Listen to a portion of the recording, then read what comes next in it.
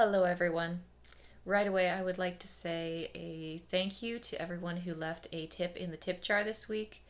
Thank you very much. It means a lot to me and I really appreciate it. Okay, so today we are finally reading the next chapter in Book 2 of The Rational Male. I've been putting it off. It's not really intentional, but I have been putting it off for a long time, so finally we're into Chapter 7, Early Education. I didn't like this chapter at all. The book was going along like up until this point, so all of this right here, it was going along really well. It had a really nice pace to it. I was really having fun. And then it got into early education and the way men are brainwashed into thinking women are superior and pedestalizing women's needs above their own. And it's like, I understand why that's important. It's just, I don't know if it's just the fact that it feels like a lot of stuff he already covered in Rational Male, and so I was hoping for some new information, or if it's just the fact that I've had to talk to so many guys who blame women for all of their problems, like all of their problems. I don't know what it was, but this chapter just did not sit well with me, and I read it and I was like, oh, God, okay. And so I gave it some time. I gave it a few weeks. I tried reading it again, and the same thing. It was just like, oh, okay. And so, I mean, I took some notes on it, and it's not all bad. I just don't like it, and I'm trying to pin down specifically why I don't like it, and we're going to get into that. We want to believe we're intelligent, educated individuals with a remarkable capacity to judge, compare, and weigh the merits of the ideas presented to us by others. We don't like to think we've been fooled or we haven't considered enough about our beliefs that constitute who we are as people and how those beliefs are part of our personalities. This is extremely true. This is true of everything. I was thinking today as I was driving the kids to school in the car, like I was trying to think about ways to describe some of the ideas that are in the red pill and just ideas in general. And the thing is, we don't know how much we don't know. We don't begin to imagine how much we don't know because there's so much information that we absorb from other people around us. Someone tells us something, we hear it, we say, okay, that's the way it is. And if it's not an area that we're specifically very interested in, we don't really question it. It just goes into our heads and we just go, okay, that's the way it is. I remember growing up with my parents and they would tell me things and I believed that's just the way things are, you know. And then as I got a little bit older, and I think a lot of people have had this experience, you know, as you get a little bit older, you start to question the things your parents told you. You start to question the beliefs that you held when you were young because that's what you were told and that's how you were told things were put together. Maybe that's not as common for other people. It was a thing for me, but then again, my parents were really good at teaching me to question everything. Like my father he was a very philosophical man. He was a very big fan of the Socratic method. And so like everything was a question and everything was a question about why. Why is this the way it is? Why is that the way it is? And it was awesome, honestly. That was an awesome way to grow up and that was one of the wonderful things about growing up with my parents. They made some mistakes in some areas. This was definitely not one of them. And so I asked questions about everything. Anything that I have any kind of an interest in, I have lots of questions, particularly things that have ideas. You know, there's a lot of mechanical stuff. You don't have to ask a million questions. It's very simple. It's very straightforward. You can visually see why A leads to B. But if it's something that's idea based, something that's about something broader or more complicated or more hypothetical, there's a lot more in there that you can ask questions about. So then I have to ask questions about everything. And it's really fun for me and it's really annoying for people around me. So there's that. But one of the things that happens is you start to realize the more questions you ask, the more you start to realize how much of the world you perceive purely on the basis of what you've been told about the world. And there's a lot of stuff you don't know about the world because you have no firsthand experience of it. And that's not always a bad thing. There's more information than any of us have the ability or even begin to have the capacity to learn. So really you can only afford to learn the things that seem relevant to you in your own personal life. And after questioning everything a lot, you realize just how much you actually don't know at all. And it becomes painfully obvious. The more you question, the more you realize how very painfully obvious it is that you just don't actually know much at all. I think it's important to realize that, and to not necessarily be angry about it. When it comes to things like the red pill, I think for a lot of people is when they finally ask questions, and they finally realize that the things they've been taught all their lives, the patterns they've been taught to follow all throughout their lives up until that point, they aren't really correct patterns. They're not really accurate reflections of the world around them. And you can be frustrated by that, or you can just realize that we're being fed so much information that, if any of it's wrong, how are we supposed to know until we question it?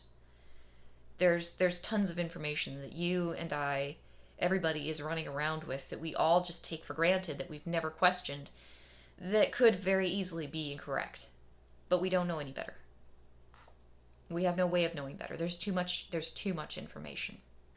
For women, respect is taught to be a presumed given, not earned as it must be among boys. Define respect. I mean, there's basic human respect that people should have for one another when they interact with one another. There's basic human manners. And yes, I do expect basic human manners. And do I receive basic human manners? Not necessarily, depending on where I am or what kind of interaction I'm having with people. But generally speaking, I think every human being, male, female, man, woman, child, should expect basic human dignity and basic human manners. I always hate this idea that you should not necessarily have to treat someone with basic respect until they earn it. It's like, okay, so you're just going to be a to people up until the point that they somehow earn your respect. Who's going to want to earn your respect if you're to them all the time? That being said, I do understand that there's this idea that a lot of women feel that they should be respected simply for being there, simply for showing up. It's like, well, I'm here, I'm here. Where's my applause? I think it's very important to point out that not all women are raised with this expectation. I understand that it's more something that boys are taught, and it's something I want to touch on, but not all women are raised this way. And I know that's the Naywalt argument again, but I think it's an important Naywalt argument to make. There are plenty of people in this world who happen to be women who are raised with this expectation that they have to perform in order to win love, affection, acceptance. This is something that you see in family dynamics a lot, actually. If a person is taught that their parents aren't going to love them unless they perform in a certain way, they're going to expect that they can only get love if they perform in a certain way. And it doesn't necessarily matter if they're male or female. So I think that this isn't... is it entirely inaccurate? No, it's not entirely inaccurate, but I think that a lot of people who consume red pill literature have this tendency to adopt this extremely black and white thinking. Men fall into this category, women fall into this category. It's always the same thing, regardless of any other factors in their lives. And that's definitely not true. And that's not something that Rollo Tomassi, in his books at least, has been particularly promoting. But a lot of people who read this, I've seen this just heavy black and white thinking. There are plenty of women out in the world who feel like they need to earn their place, just like the men do. In fact, there are plenty of women in this world who are really, really annoyed by this idea, this mentality that women should get a prize just for showing up, because they want to earn the prize. They don't want to just have it handed to them, because then it doesn't count for anything. Myself among them, honestly. I don't want to get the pat on the back just for showing up. I want to actually have something worth contributing and then get the pat on the back. So, yes, we all want the prize, but that doesn't mean that all women are unwilling to work for it. And so that's something that I kind of wanted to mention. As for boys and the pressure for boys to earn respect and earn their place in society, that's actually kind of biological. Women, they're immediately beautiful upon hitting puberty. Like right when they hit puberty, all of a sudden they're just beautiful. They become very, very sexually attractive. Young women, I'm not going to say like prepubescent or like even early teens women. Let's say women over the legal age. So around here, it would be like women 18 and over. But yeah, young women are extremely attractive because they're extremely fertile and they're at the peak of their fertility. And a lot of female fertility, a lot of female reproductive value is linked to their beauty and their appearance. Their beauty and appearance, of course, reflecting their physical health and their fertility. So if you're a young woman, you're probably going to be more fertile than if you were an older woman. If you're a young woman who's also beautiful, that means you're probably also very healthy with a very healthy little nest of eggs stuck in your womb, meaning you're going to be able to produce very healthy, very viable, very pretty offspring. And that's all anybody really cares about, which can be kind of annoying for women because then all guys ever look at is, do you have a pretty face? Okay, sure. And then they want you, but they don't want anything else about you. They just want the pretty face.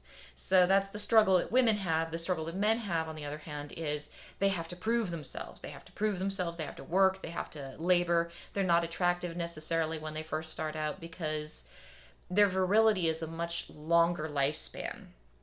And so it doesn't matter if they can or cannot get a girl pregnant right away. That's not the main goal. The main goal is to build up their social status, their wealth, their achievements, and make themselves into the kind of person that women would be attracted to.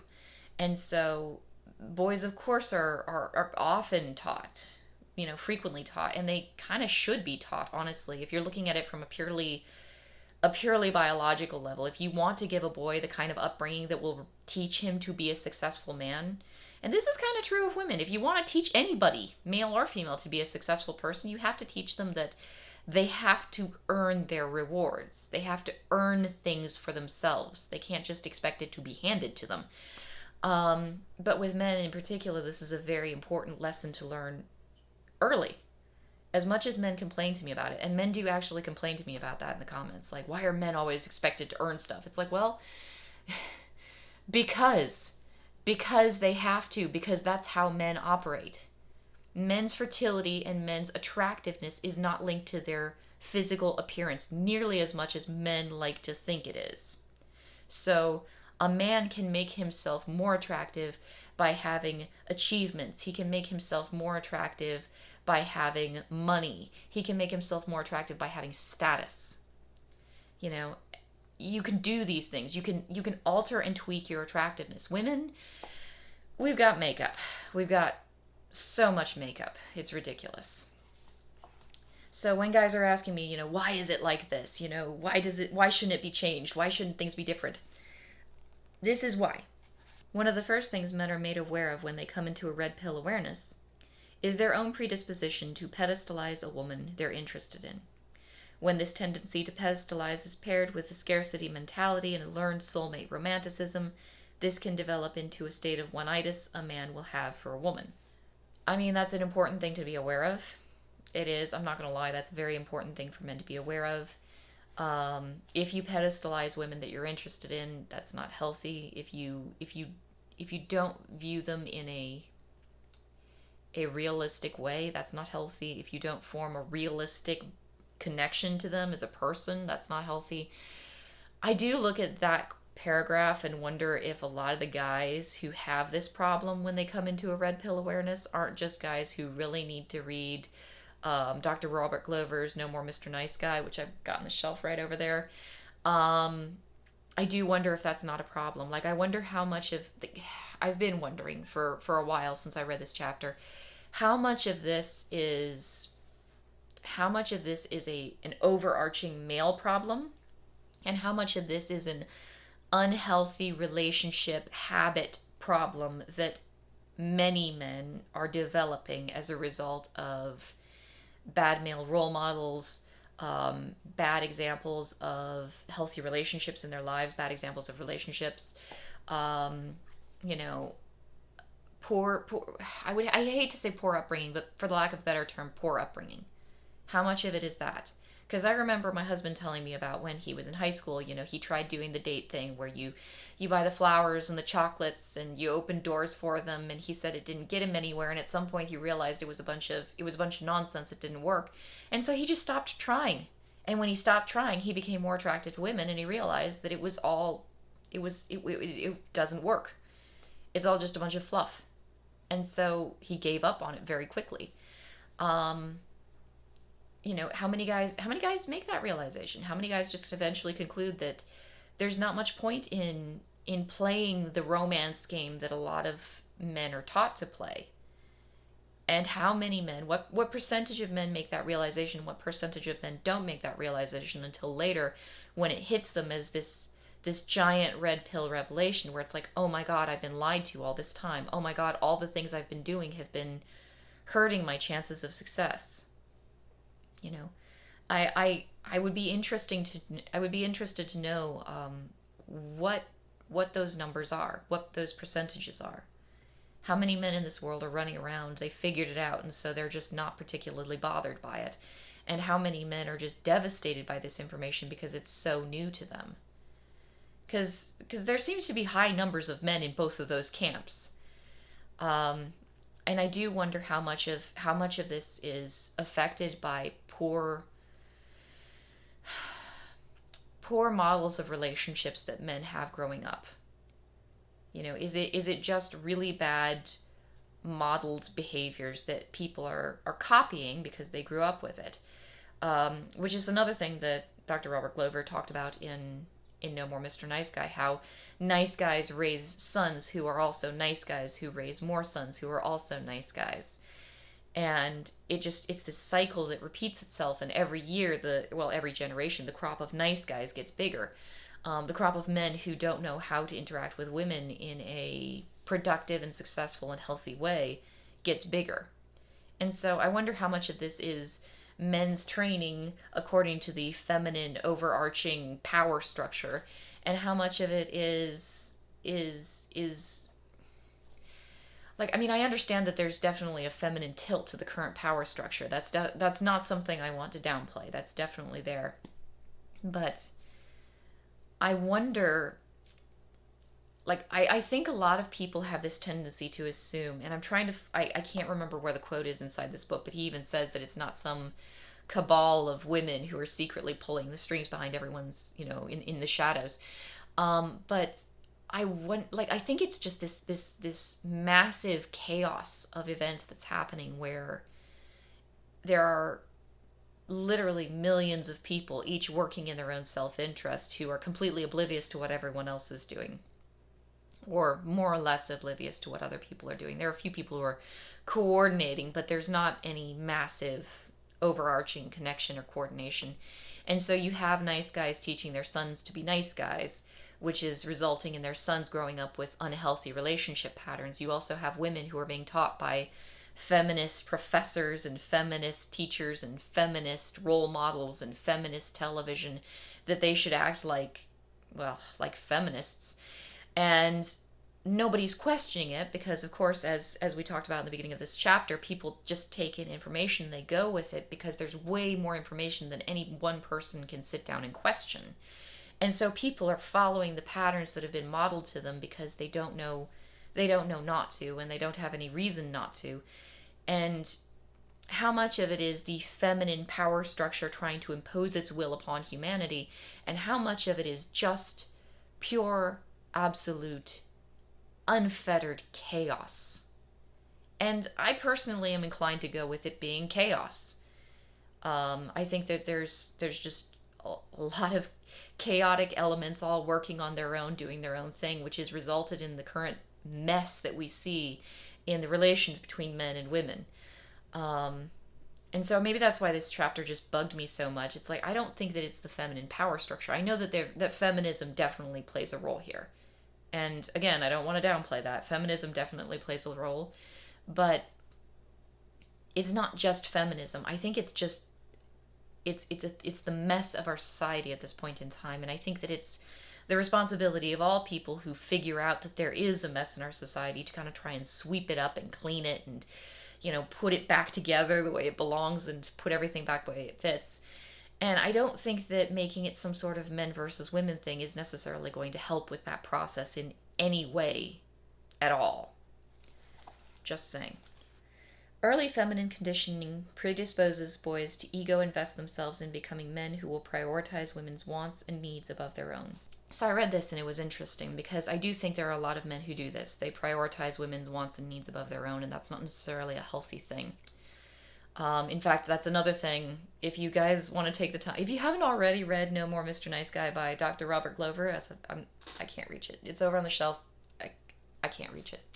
If you haven't already read it, please take the time to read it. It's a really good book, and the more I get into red pill ideas, red pill concepts, red pill complaints that men have, the more I realize that that was a really informative book. It was really good. So definitely, take some time and read that one. I'm kind of glad I read it. I'm kind of glad I own it. As far as prioritizing women above themselves, this is something that I kind of do want to delve into a little bit, because my husband, for example, works incredibly long hours. He works two jobs. One of them is full time. One of them, I don't even know how many hours he puts into it. I know that he doesn't stop working, and he is extremely tired when he gets off work, and he's just worn down. He works stressful kinds of jobs. He works crazy hours.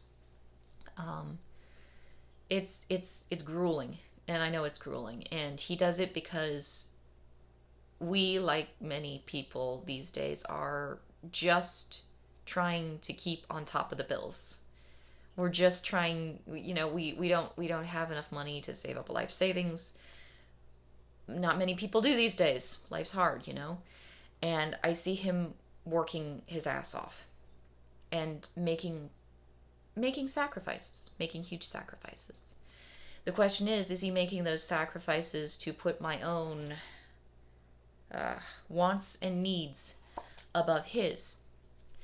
Or is he making those sacrifices for the family unit? And this is something that he and I have talked about as a value system between the two of us since very early in our relationship, since before we got married, because that's an important conversation to have before you get married. What are we working for? What are we working toward? What are our mutual goals? And our mutual goal, my husband and mine, and the mutual goal of, I think, many healthy families, many healthy couples, is the well-being of the family unit. When you get married, you stop being an individual. That's not the goal. That's why they do a lot of this, two people coming together as one sort of stuff in marriages. The idea is that both of you sacrifice your own wants and needs to work for something higher than yourselves, which is the family unit that you've formed, which is a really important thing once you start having children, because children are very needy, and children are very time consuming, and children are very exhausting. Pregnancy is very exhausting. Anyway, it's all very, very resource intensive. And if you guys, man and woman together, have mutually committed yourselves to serving this higher purpose, a higher purpose than yourselves, which is the family unit, and keeping that healthy, that means that the woman is working to keep the man well and healthy and well taken care of. The man is working to keep the woman well and healthy and well taken care of. You're both working your asses off to make sure that the kids are well and healthy and well taken care of. But the goal is to put your energy outward into the well-being of the people around you in the family unit. It's not entirely obvious immediately to an outside observer whether the man who works himself to the bone for his family is working himself to the bone because he's sacrificing his own wants and needs for that of his wife, or if he's working himself to the bone because he's sacrificing his own wants and needs to the overall success of the family. And it could be that the big difference between those two things is the man's understanding of them, and also the woman's similar understanding of them. Is the woman that he's working so hard to put food on the table for, is she also working hard to help and serve him? Is she also putting forth effort to be there for him? Because let me put this book down for a second here. Am I going to be able to find my place again? No, I'm not going to be able to find my place again.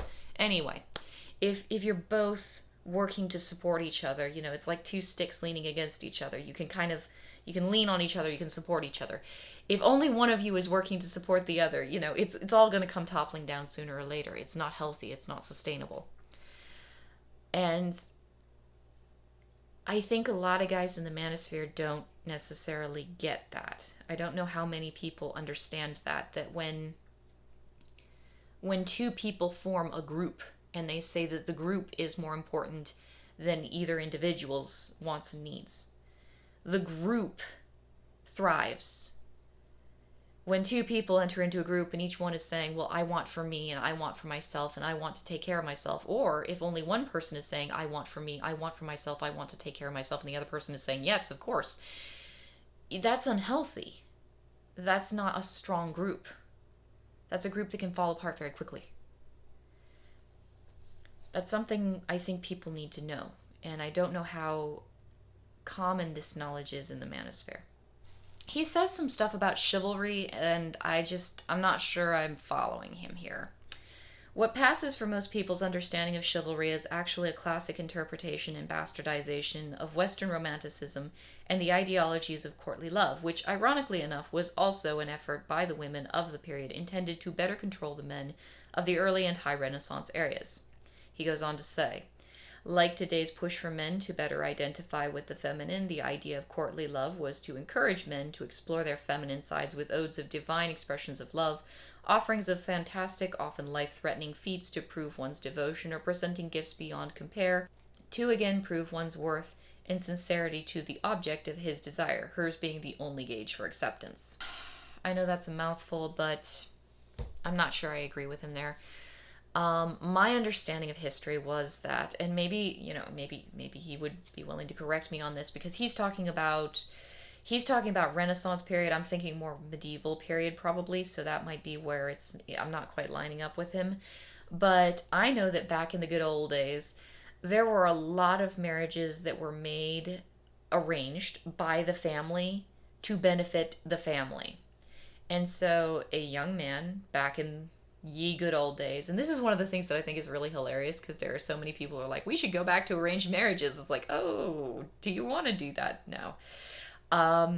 Young man grows up in ye good old days, and his family lives next to another family who happens to have a daughter that's of a similar age, or maybe not of a similar age, maybe she's a couple decades older, but she's still good to go. And they basically tell him, look, you're going to marry that girl. I don't care if you have to put a bag over her head. You're going to marry her. You're going to get her pregnant. You're going to give us a grandson. And our two families will be able to combine their land and prosper. You do this. We don't care how unpleasant it is for you. The family needs this, so you go do it. That happened with men and with women. It was one of those deals like, okay, honey, we found you a husband. Yeah, he's pushing 40, but and you're 16. But you know what? Just deal with it. There was a lot of just do your duty kinds of marriages. And people were not happy in their marriages. They were very dissatisfied in their marriages. They got married to people that they were not in any way sexually attracted to. And then they would go to these high court kinds of gatherings and parties, and they'd look across the ballroom, and there would be some other person of the opposite gender who was extremely attractive, or maybe even the same gender. That was an issue too sometimes. But anyway, this other person who was extremely attractive that they definitely wanted to be with instead, but they weren't allowed to. And so there was, in the good old days, and I don't know exactly how long this period of time lasted, it was the romantic kind of time. There were a lot of stories and tales and romances that were written about all the crazy things that a person might do to try to just obtain an attractive partner, because that was extremely difficult to do. And people generally were quite unhappy in their marriages, and that was a thing. I don't know how much of that was, and that wasn't necessarily feminist, feminine control working its way into men's lives. That was just families trying to obtain and power. There was this constant power grab going on. And so people in families were constantly negotiating to try and climb up the social ladder, and you do that generation by generation with marriages. Once again, I don't care if you put put a bag over her head. Just make it work somehow. Do it. I don't care how you feel. There was a lot of that going on. So, how much of that whole courtly love situation was that kind of stuff happening, and how much of it was women trying to exert their power over men's sexual nature? I'm sorry, I just don't buy it. I think a lot of courtly love stuff was basically just people being very, very, very dissatisfied with their relationships. But that's just me. I'd have to go back over the history. I have some friends who are history buffs, so we could talk about it a lot. They tend to side with me. In fact, I kind of talked with them about it because I thought that's how it was, and they were like, yeah, that's totally how it was. But, I mean, if you want to debate back and forth about, courtly love in the early Renaissance or maybe even later, when did he say the early and high Renaissance eras? So if you want to talk about courtly love in the early and high Renaissance areas and what might have been influencing a lot of that at the time, that's a whole discussion that we could all have. But it would take a little bit of research and it would take some digging to figure out what exactly was motivating people of that time to do those things. The thing is, you can't necessarily take the motivations of people in any specific time period and just flip them over to a different time period and say, oh, yeah, they were motivated by this. Because it doesn't always work that way. Different people have different conditions that they're living in different time periods, so they might operate in slightly different ways.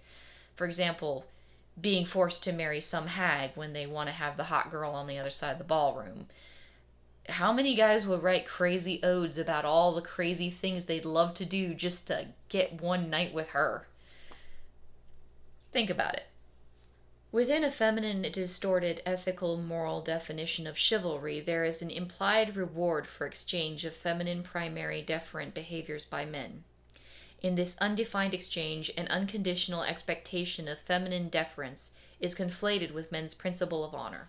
And that, good gentlemen, is why no one is ever allowed to defend me in the comments section, because anytime any guy notices that someone's being an absolute and says, hey man, you're being an absolute the immediate response they get is, you're being a white knight.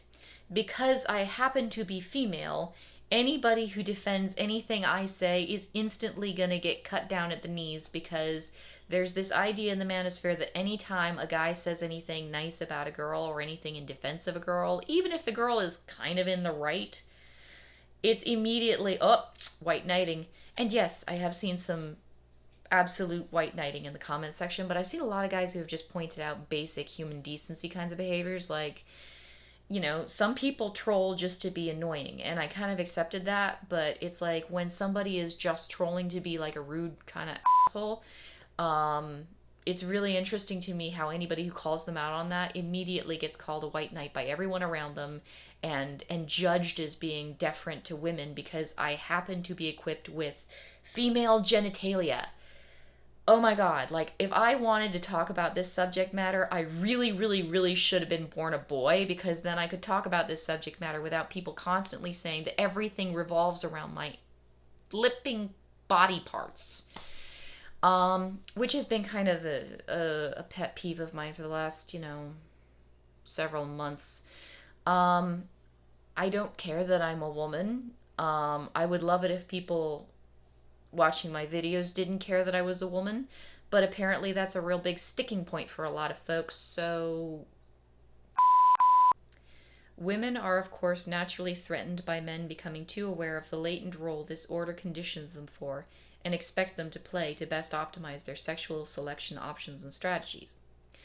The more men are aware of this strategy, the likelier they are not to cooperate in a strategy that doesn't hold their true best interests. Do I seem naturally threatened, gentlemen? Maybe that's a little bit too much sarcasm for the day. I'm, like I said, pregnant, so I'm really bitchy. Like, really bitchy. I'm trying to tone it down for the video, but trust me, I hate everything right now. Maybe the second trimester, I hate everything. So, yeah. I don't think women are naturally threatened by men or men's sexual freedom or men's sexual strategies and expression or men's sexual well being or anything like that. I do think that women are blue pilled the same way men are, and they're raised with the same, for lack of a better word, they are raised with that same feminine conditioning. Um, but I don't think that in all women. I mean, there are some women who are like really hardcore feminists, like they hate men. They think all men are scum. They think men should be punished for being born men. They basically think exactly like red pill manosphere guys who do when they go like full hardcore mad pill manosphere. It's kind of funny. And, there are those women, but I think there are a lot of women who get like just your baseline feminist, brainwashing when they go through school and when they're exposed to pop culture. And they aren't necessarily thinking, oh, we need to subvert and control men. They just think that that's the way things are. And so when men say, oh, that's not the way things are, they think the men are crazy. Um, I don't think women are necessarily, especially any women who take the time to actually think about it, are necessarily threatened by men being being men and having the kinds of sexual proclivities that men do have. The thing is, I mean, I personally am a big proponent of marriage because it works for a society, and I think that's one of the things that Tomasi really doesn't touch on. He talks about it in the form of sexual dynamics, about how it's men versus women, men's sexual strategies versus women's sexual strategies, this power play between the two. And I think what he neglects to take into account is the overarching well being of a society in which men and women interact. Because the society we live in dictates a lot more of our behavior than we'd like it to. Societies that we live in tell us what kinds of sexual behaviors we can express and which kinds of sexual tendencies we can not express. So, right now, society is telling women that it's okay to go out and sleep around with men and have a party and Sex in the City, man, come on. But there were times in the past where society was telling women to put a serious damper on that impulse. Yes, you might have a lot of hormones running through your system. Yes, there might be a lot of really handsome chads running around. Yes, you might want to go and see what those guys are all about, but you really can't. You need to act like a lady. Um, right now there's a little bit more of a damper being put on male sexuality, and it's really easy to say, oh, women are responsible for all of this. And women and feminism definitely played a role in creating this kind of oppressive limitation of male sexual expression and male sexual health. But it's not just women, and it's not even just feminism, although feminism is definitely a major player in the overall scheme of things. It's society. And so when society says, hey, gentlemen, you can't have a harem, there's a reason for that. The thing is, if all men ran out in the world and said, you know what, I'm going to start a harem today because that would be in my best sexual interest, that would be the best sexual strategy for me, that's what men are designed to do, so I'm going to go out, I'm going to be a man, I'm going to start a harem. There aren't enough women for you guys to do that. And so there'd be a bunch of guys running around without harems, which is kind of what we're actually seeing these days, where there are a lot of guys who don't have women, who are, young military aged men who can't find a mate. What could possibly go wrong there? But yeah, that's a problem that's going on in our society, and that would be more of a problem if every man set out to find a harem. There would be men who would successfully establish harems, and then there'd be a lot of men who were not able to successfully establish harems. Society would then have to figure out what to do with all these, leftover men. And it probably wouldn't be pretty. And it doesn't make for a very stable society because men have nothing to lose in being violent and aggressive and taking women from other men's harems by any means possible, by any means necessary. So you get a roving gang of young men who have no women, who will go and they'll absolutely wreck everything in their path just to get their hands on as many women from as many harems as they can so that they can have harems of their own. It's not a stable social structure. What is far more stable is if every man takes a woman, every woman takes a man. People maintain some degree of monogamy, as much monogamy as is possible. I understand things go wrong, but when the majority of people who get married stick together and maintain a state of monogamy, you have a ratio of one man to one woman. Seeing as how people are born approximately 50-50, half of them about half of them being girls, about half of them being males, you end up with a society where roughly everyone, most people, the vast majority of people have a decent chance at finding a mate. When everyone can find a mate, that means that everyone has the opportunity to settle down, join into the social structure, put down roots, start having kids, start raising offspring, start working toward a future that they're building, even a biological future. But it's more than just that. There's a biological future, there's also a social future. There's a community kind of sense of future. And people with children are also much more community minded because they're trying to build a safe place for their offspring. So people in these stable relationships, they have every reason to be quiet and to form communities. Does this suppress men's natural sexual urge to go out and impregnate as many women as possible? I mean, technically, yes, it does. But it maintains the stability of a society. And so society itself is going to put pressure on men to dampen down this proclivity to just go out and have sex with lots of women. One of the things I've noticed is that a lot of men seem to do this mixed method sort of thing where they'll be young and they'll kind of sow their wild oats. They'll go out, they'll date with a lot of women, they'll sleep with a lot of women, but at some point they settle down and get married with one woman. And that way they kind of have a little bit of both worlds where they've gone out and they've, sowed their wild oats and spread their seed. They haven't necessarily impregnated anyone successfully, but they've kind of had that experience. It also helps them get over this one-itis tendency that guys sometimes have where they just fall for a woman. They think she's everything and they pedestalize her unhealthily. If they've kind of dated around, not necessarily even slept with women, but they've dated multiple women and they understand that women aren't this incredible, unattainable, surreal, and godlike thing. They can form a healthier, more balanced, like human to human kind of relationship with people. And so I do see men doing that kind of mixed method where they have that early scattershot, get a harem, have sex with lots of women, and then they kind of find one and settle down, which is, I think Tomasi would call that the feminine suppression of the male impulses and the male drive and the male sexual strategy. And yes, it is a suppression of the male sexual strategy, but how much of that is the feminine bearing down on men, and how much of it is society as a whole just saying, we don't want to live in a place where there is upheaval and constant competition for mates and constant danger and constant unrest. Be a good man and follow the social rules that everybody else follows. Marry a woman and try to stick with her so that we can all play nicely in the same playground. How much of this is that? And I'm inclined to think that it's kind of a lot of it. And I'm inclined to think that this is something I haven't seen Tomasi talk about any of that in his books yet. I haven't heard him mention it in his YouTube channel either. Granted, I haven't watched that many of his videos because I only have so many hours in a day and I have small children. So for all I know, he's talked about it, but it just seems to me that that's something that he doesn't necessarily take into account. It's not necessarily like sexual socialism where, every man gets a mate and so, some men are playing well below their capacity and that's why.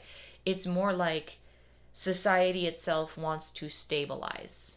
The people in society, all of the people who come before you, so all the generations before you who are like, well, we set down roots, we built a community, we have children, we want stability, we want safety, we want security. What are you doing causing trouble? Why are you sleeping around with all these women? Why are you trying to start a harem when that destabilizes the stability that we have invested our lives in building? That's men and that's women. That's not a feminine strategy. That's an overall social strategy, because men, when they have kids, their goals are going to change if they invest in their offspring. And not all men do invest in their offspring, but many men invest in their offspring. And their values are going to change somewhat. Providing for offspring becomes an important part of their lives. And you don't see that when you're young and single, but things change when you have kids. And not in a bad way. It keeps things stable. It contributes to a longer, healthier life. Honestly, some people would make a very reasonable argument that it contributes to a more fulfilling life. I could go on for hours, but you get the idea. So that's been chapter 7, and I think I'm done. I'm tired. My throat's sore. I've had a headache for 4 days. I'm really cranky. And I'll talk to you guys later.